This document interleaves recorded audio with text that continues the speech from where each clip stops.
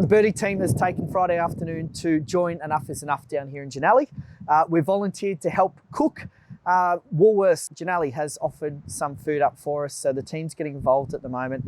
We'll head inside and you'll be able to see us dicing and slicing. Bear in mind, we are very good at broking. I'm not sure about our cooking skills, but let's see how we go.